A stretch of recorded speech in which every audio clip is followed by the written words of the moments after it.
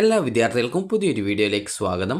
ഈ വർഷത്തെ Kerala engineering pharmacy പ്രവേശന പരീക്ഷയുടെ നോർമലൈസ്ഡ് സ്കോർ പ്രസിദ്ധീകരിച്ചു. അതായത് ഈ ഒരു എഞ്ചിനീയറിംഗ് ഫാർമസി പരീക്ഷാ ഫലം പ്രസിദ്ധീകരിച്ചു.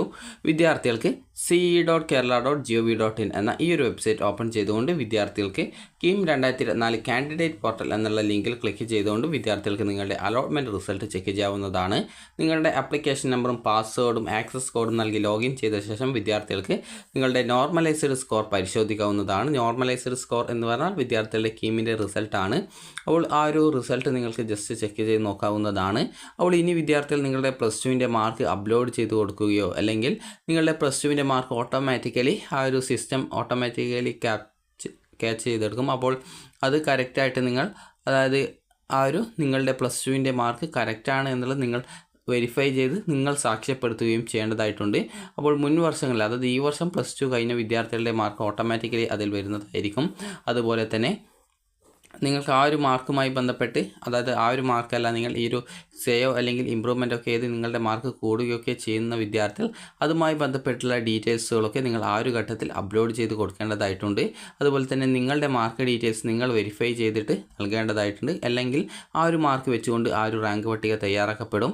അതുപോലെ തന്നെ മുൻ വർഷങ്ങളിൽ +2 കഴിഞ്ഞ വിദ്യാർത്ഥികൾ ആണെങ്കിൽ നിങ്ങളുടെ മാർക്ക് ലിസ്റ്റിൻ്റെ ആ ഒരു പകർപ്പ് നിങ്ങൾ അപ്ലോഡ് ചെയ്ത് കൊടുക്കേണ്ടതായിട്ടുണ്ടാവും. അതായത് +2 സർട്ടിഫിക്കറ്റിൻ്റെ മാർക്ക് ലിസ്റ്റ് അപ്ലോഡ് ചെയ്ത് കൊടുക്കേണ്ടതായിട്ടുണ്ട്. കാരണം നിങ്ങൾക്ക് ആ ഒരു രീതിയിൽ നിങ്ങൾ ഈ വർഷം +2 കഴിയാത്തത് കൊണ്ട് തന്നെ അതായത് മുൻ വർഷങ്ങൾ ആയതുകൊണ്ട് തന്നെ അങ്ങനെയുള്ള വിദ്യാർത്ഥികളെ ഓട്ടോമാറ്റിക്കലി ഈ ഒരു സിസ്റ്റത്തിന് എടുക്കാനായിട്ട് പറ്റില്ല. അപ്പോൾ നിങ്ങൾ അതിന് പകരമായിട്ട് ആ ഒരു മാർക്കിൻ്റെ ഡീറ്റെയിൽസൊക്കെ നിങ്ങൾ എൻ്റർ ചെയ്ത് കൊടുക്കേണ്ടതായിട്ടുണ്ട്. അപ്പോൾ നിങ്ങൾ ആ ഒരു ഘട്ടത്തിൽ ആ ഒരു കാര്യം ചെയ്യാതിരിക്കുകയാണെങ്കിൽ നിങ്ങൾക്ക് ആ ഒരു റാങ്ക് ലിസ്റ്റ് തയ്യാറാക്കുന്ന സമയത്ത് നിങ്ങളെ അതിനായിട്ട് കൺസിഡർ ചെയ്യുന്നതായിരിക്കില്ല. അപ്പോൾ അതുകൊണ്ട് തന്നെ വിദ്യാർത്ഥികൾ നിങ്ങളുടെ +2ൻ്റെ മാർക്ക് അപ്ലോഡ് ചെയ്യേണ്ട ആ ഒരു സമയം കറക്റ്റായിട്ട് ശ്രദ്ധിക്കേണ്ടതാണ്. കാരണം പല വിദ്യാർത്ഥികളും ആ ഒരു മാർക്ക് അപ്ലോഡ് ചെയ്ത് കൊടുക്കാനൊക്കെ കഴിഞ്ഞ വർഷം പല വിദ്യാർത്ഥികളും പോയ അവസ്ഥയുണ്ടായിരുന്നു. അതുകൊണ്ട് തന്നെ പിന്നീട് അവർക്ക് ആ ഒരു റാങ്ക് ലിസ്റ്റിൽ ഉൾപ്പെടാനായിട്ട് സാധിക്കാതെ വന്നിട്ടുണ്ടായിരുന്നു. അപ്പോൾ അക്കാര്യം വിദ്യാർത്ഥികൾ പ്രത്യേകം ശ്രദ്ധിക്കുക. ഇനി നമുക്ക് നോട്ടിഫിക്കേഷൻ ആൻഡ് ഗവൺമെൻറ് ഓർഡേഴ്സ് എന്നുള്ള ആ ഒരു കാര്യം നോക്കാം. ജസ്റ്റ് ഈ ഒരു ലിങ്കിൽ നിങ്ങൾ ക്ലിക്ക് ചെയ്യുക. ക്ലിക്ക് ചെയ്ത് നിങ്ങൾക്ക് നോട്ടിഫിക്കേഷൻ എന്ന് പറഞ്ഞുകൊണ്ട് കാണാൻ സാധിക്കും. ജസ്റ്റ് അതിൽ ക്ലിക്ക് ചെയ്ത് അത് ഡൗൺലോഡ് ചെയ്തെടുക്കുക.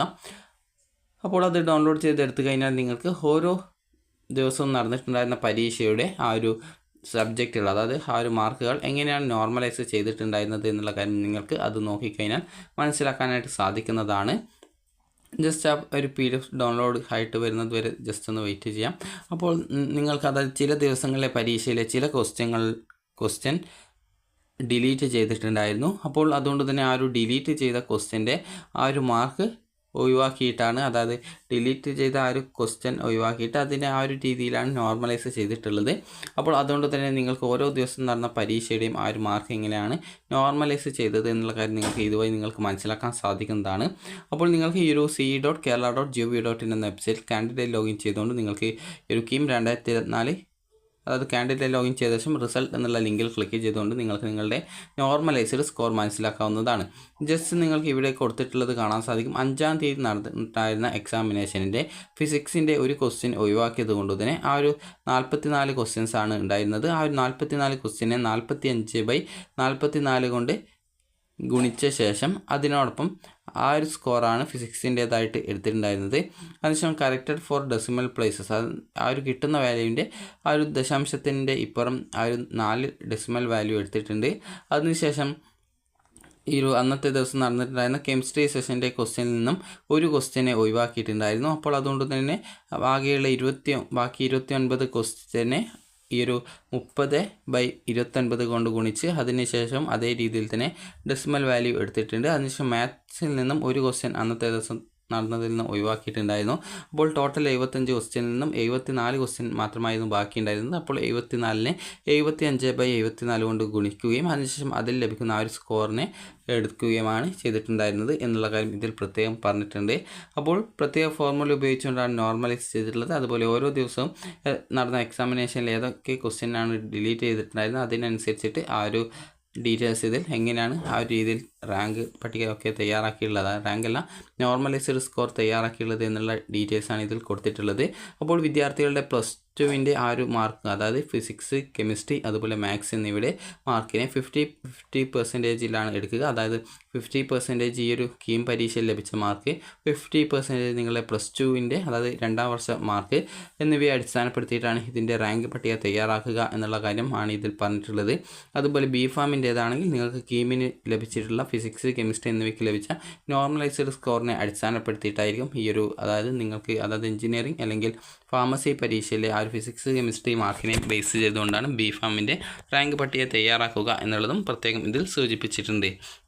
നേരത്തെ പറഞ്ഞതുപോലെ തന്നെ വിദ്യാർത്ഥികൾ ശ്രദ്ധിക്കേണ്ടത് നിങ്ങളുടെ പ്ലസ് ടുവിൻ്റെ മാർക്ക് നിങ്ങൾ വെരിഫൈ ചെയ്യുന്നതിനായിട്ട് വെബ്സൈറ്റിൽ പ്രസിദ്ധീകരിക്കും. അത് റാങ്ക് ലിസ്റ്റ് വരുന്നതിന് മുമ്പായിട്ടാണ് ആ ഒരു ഡീറ്റെയിൽസ് ഒക്കെ വരിക. അപ്പോൾ ആ ഒരു സമയത്ത് നിങ്ങൾ മുൻ വർഷങ്ങളിൽ പ്ലസ് ടു കഴിഞ്ഞ വിദ്യാർത്ഥികളാണെങ്കിൽ നിങ്ങളുടെ പ്ലസ് ടുവിൻ്റെ മാർക്ക് നിങ്ങൾ അപ്ലോഡ് ചെയ്ത് കൊടുക്കേണ്ടതായിട്ട് വരുന്നതാണ്. അതുപോലെ തന്നെ സേ പരീക്ഷ എഴുതിയിട്ടുള്ള വിദ്യാർത്ഥികൾ ആണെങ്കിൽ വിദ്യാർത്ഥികൾ ആ ഒരു അതായത് ജയിച്ചതിൻ്റെ ആ ഒരു മാർക്ക് നിങ്ങൾ ആ ഒരു ഘട്ടത്തിൽ അപ്ലോഡ് ചെയ്ത് കൊടുക്കേണ്ടതാണ്. അതുപോലെ തന്നെ നിങ്ങൾക്ക് ആ ഒരു വെബ്സൈറ്റിൽ വന്നിട്ടുള്ള മാർക്കുമായി ബന്ധപ്പെട്ട് എന്തെങ്കിലും നിങ്ങൾക്ക് അതിൽ തെറ്റുണ്ടെങ്കിൽ ആ ഒരു നിങ്ങളുടെ മാർക്ക് ലിസ്റ്റ് അത് പരിഹരിക്കാൻ ആവശ്യമായുള്ള മാർക്ക് ലിസ്റ്റുകളൊക്കെ ആ ഒരു ഘട്ടത്തിൽ നിങ്ങൾ അപ്ലോഡ് ചെയ്ത് കൊടുക്കേണ്ടതായിട്ട് വരുന്നതാണ്.